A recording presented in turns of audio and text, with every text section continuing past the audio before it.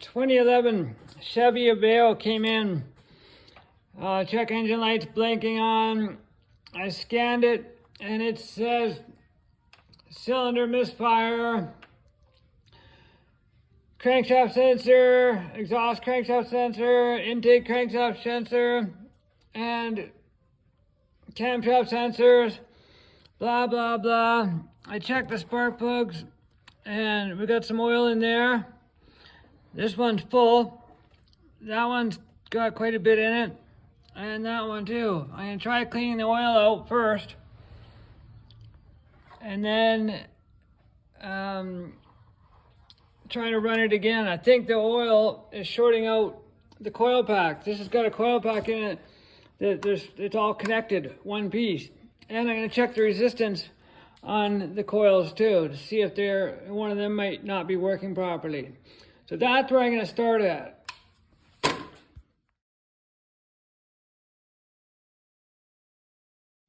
So I decided to do a compression test.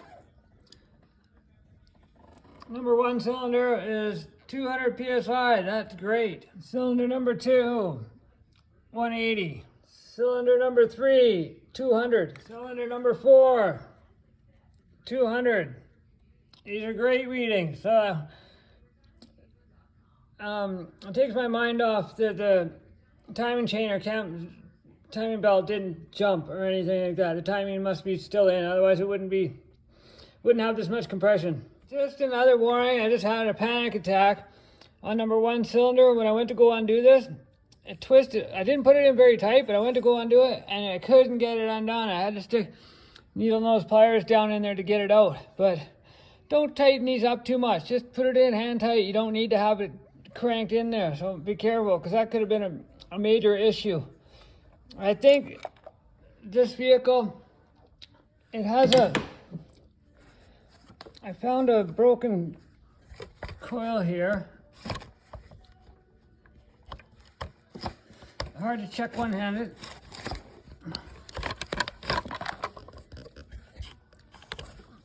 Alrighty then. Where is it? I think that's what's causing the misfire right there. Boop, boop, boop, boop, boop, boop. That was broken, causing the spark plugs to short out. And the spark plug holes being full of oil. So I'm gonna start with changing this and fixing the oil leak, and we'll go from there. Okay, this is cylinder one misfire data. We have 121 this cycle and 1,911 misfires. Then we have cylinder two right there, 0. Cylinder 3, 0.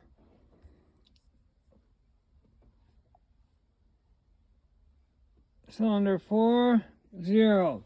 So I think the coil pack is done. I'm going to replace the coil pack and the spark plugs and the valve cover and the spark plug grommets because there's oil leaking into the spark plugs. So that's where I'm at to fix this 2011 Chevy Aveo. And I fixed it with the Top Don RU-Diag 600S. Thank you very much. Continuing on with this 2011 Chevrolet Aveo diagnosis. I removed the coil pack. I believe it to be number one cylinder. As I've shown you, there's a little crack in it. And my scanner says it's misfiring on number one cylinder. I'm gonna pull this up and off with your wiring harness in there and the cover for the fuel injection and wiring harness there. And we got 1, 2, 3, 4, 5, 6, 7, 8, 9 or 10 bolts around the valve cover. And then you want to lift up on the valve cover and sneak it out.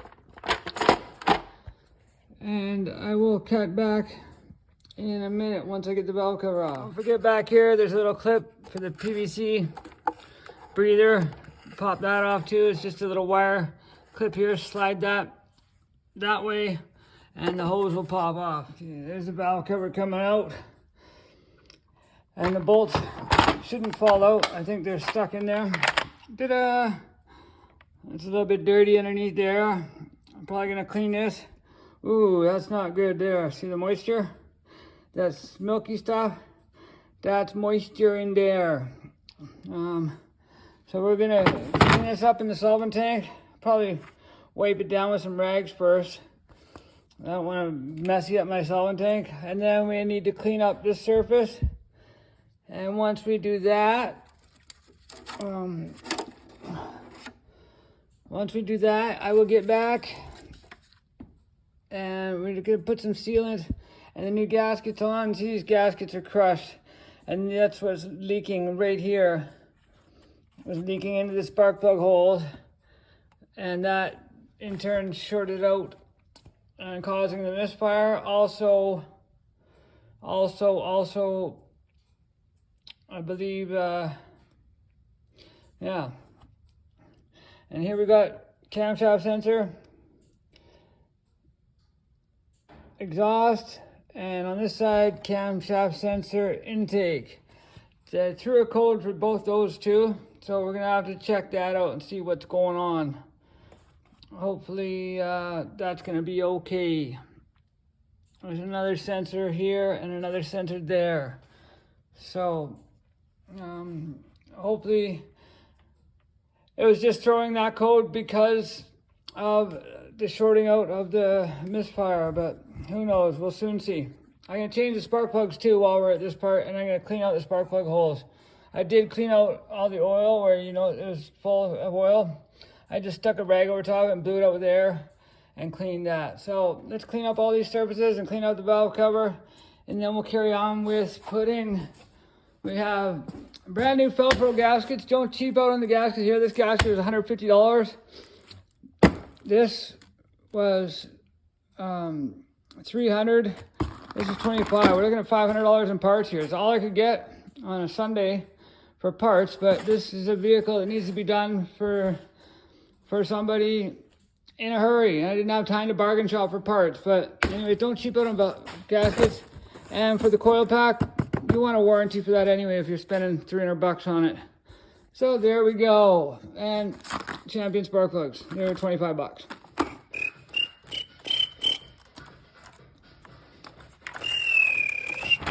And there we go. That's out. Doesn't hurt to check the gap on the spark plugs before you put them in. Gap is supposed to be 44 thou. So just get your spark plug gapper and double check your spark plugs before you throw them in. Sometimes they're just a tiny bit out. It's nice to have them all set right when you put them in. I like to put my spark plugs in by hand, just with the extension there, and put them in all the way, just to make sure that they thread in nicely. I did it the other day to one of my vehicle, and I got it in about 4 threads and started with the ratchet, and lo and behold, I had cross-threaded it. But thank God I did it by hand, and I just pulled it out and started over again. There you go. Pull that back out, and there we go. Ready to go to the next step. Start cleaning all this crud off. I just noticed this here. There's a big gouge in here. Like somebody's pried on that or something. So I don't like that. I can feel that with my fingernail. It's pretty bad. So I'm just going to sand that down a little bit and smooth it out and put a little tiny bit of gasket sealant in there when I go to. It doesn't connect through, so it should be all right, but I just don't like the rough edge there on the gasket. And whatever these pockets were here, they were filled up with a little bit of condensation and goop, so I cleaned that out with a screwdriver and a paper towel and just went like that and cleaned the goop out. It wasn't nice. It was yucky goop. Yucky goop, and you want to get it as clean as you can. Right here is a sharp corner. I'm going to put a tiny bit of very, very light bit of sealant there and there, just to avoid the chance of it leaking there. And this is the main area where we don't want it to leak, because that's where the spark plugs go, and that's what caused most of this issue in the first place. It's a one-piece gasket too, which is kind of nice. I would start here where the little clip is and just push it in and just be gentle with it and start at one end and work your way around and get it all in place.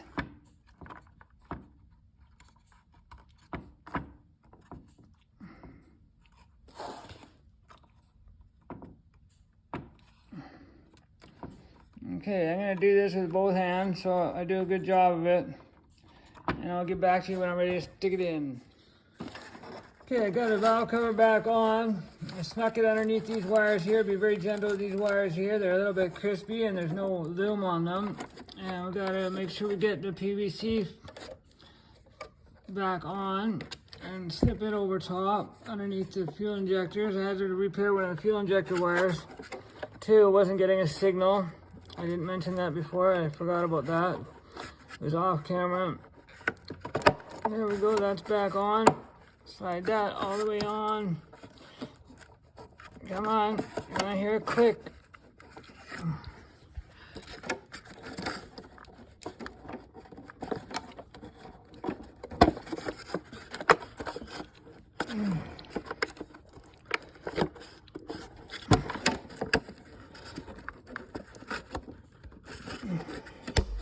There. Click. It's on.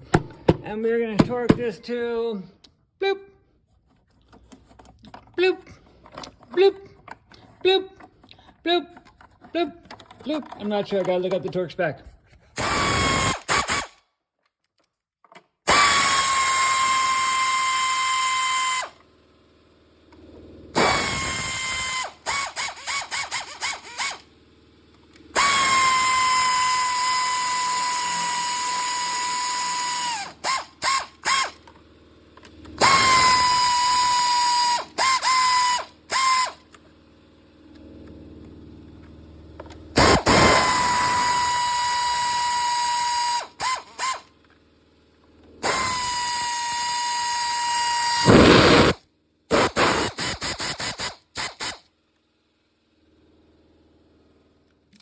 Okay, I looked it up. It is 89 inch-pounds, which is 7 foot-pounds.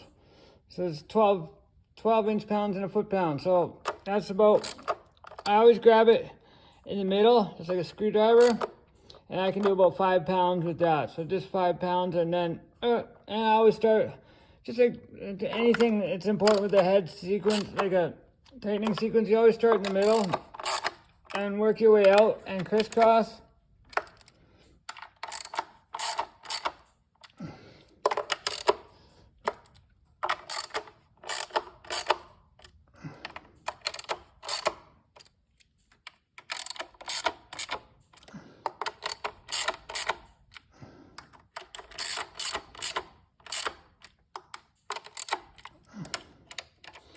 And I'm pretty good at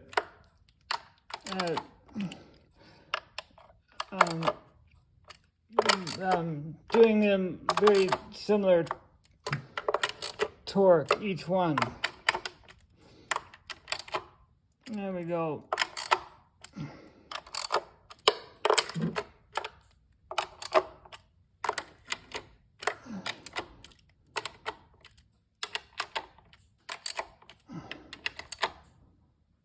There we go. They all feel about the same. And we'll see if it leaks shortly. It's not going to leak. I put a little bit of lube on each one of the rubbers before they go in to the slot and there, and push it down, and then the bolts go in, and these won't have a torque either. These are just tightened to snug, and these also have to go back on. They just slide on right there, there, there. And these go on there and there. This goes in here. And we're starting to get there. And I'm gonna put this back on here. Ooh, this plug-in is in rough shape. Okay, that's on. And let's tighten these down.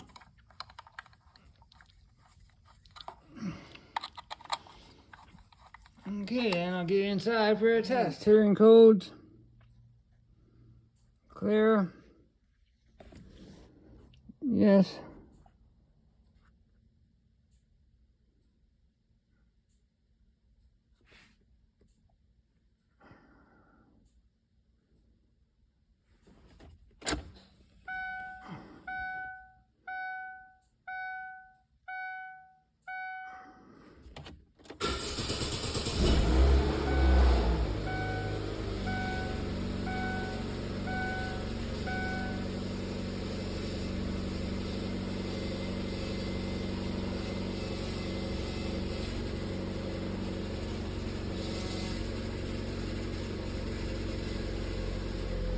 Power steering sounds a little wonky.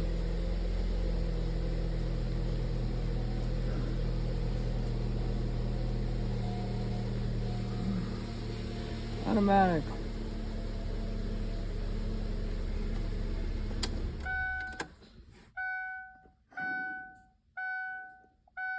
Three. This is the Auto Diag 600S. Auto Diag 600S scanner. I just got it recently.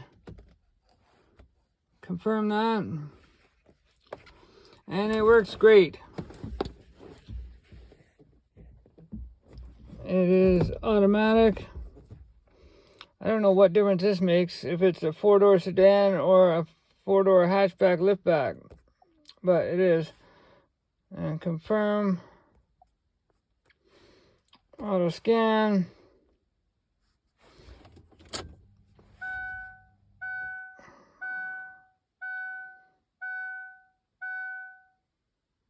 Bing, bing, bing, bing. Auto scan.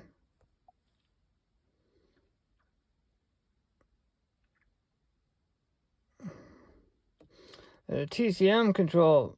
What is that?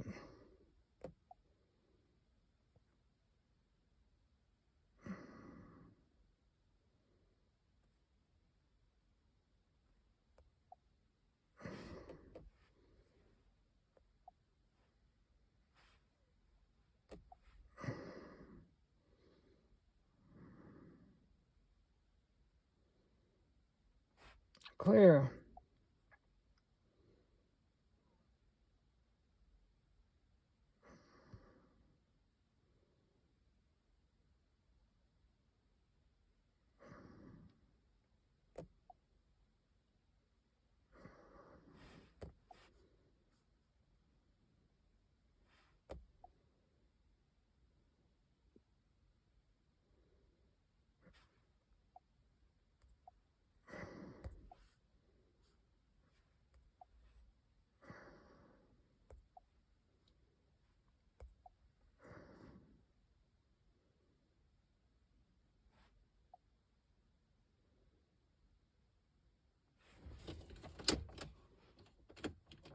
One, 1,000, 2, 1,000, 3, 1,000, 4, 1,000, 5, 1,000.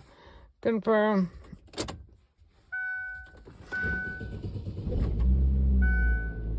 And check engine light is off.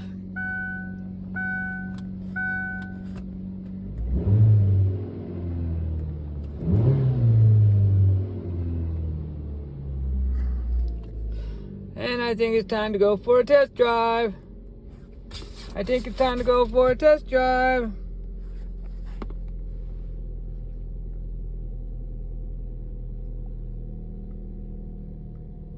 Data stream.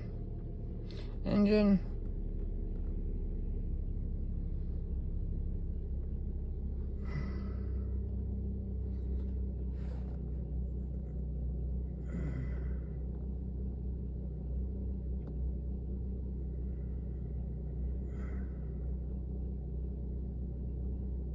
Everything looks great.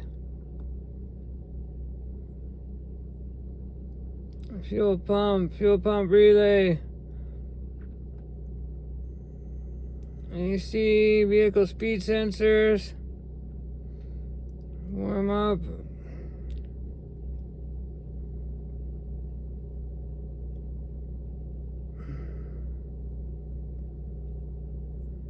What's this for?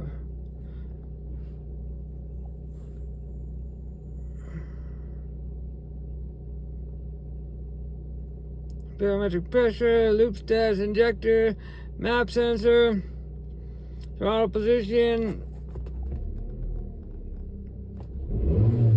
Yeah, that works. Accelerator pedal position.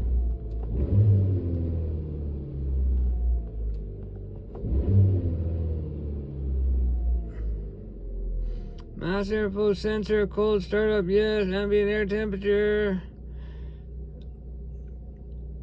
Automatic transmission, engine coolant, desired idle speed is 936. Engine speed is 902. Done. Everything looks great now. Let's check automatic transmission. Torque delivered signal TCS. Torque delivered signal, engine speed, engine coolant, temperature, ECT sensor, IT, master flow, engine load. Everything looks great. I'm gonna leave this hooked up and go for a ride. And I think this is a win.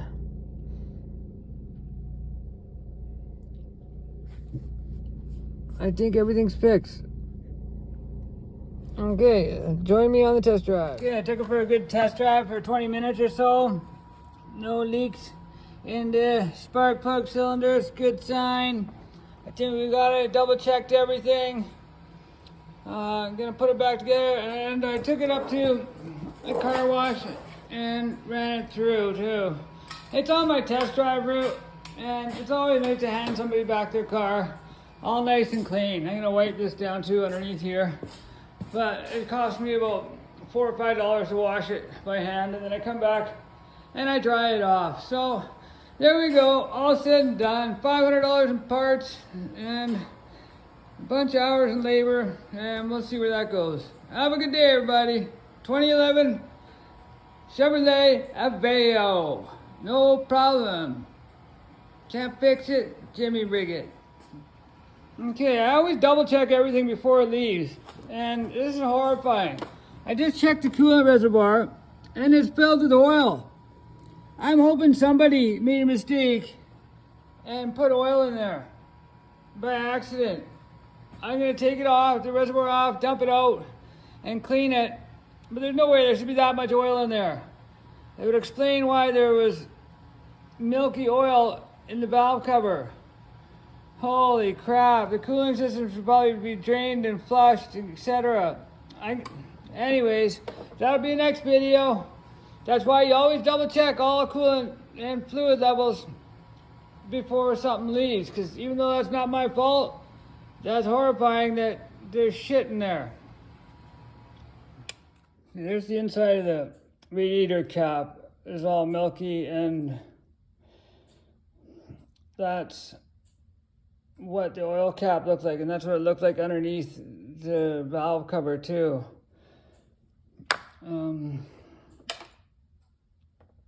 Yeah, hopefully somebody put oil in there by accident. Otherwise, that's a sign that the head gasket could be going, which would be horrible. Anyways, I'll keep you informed.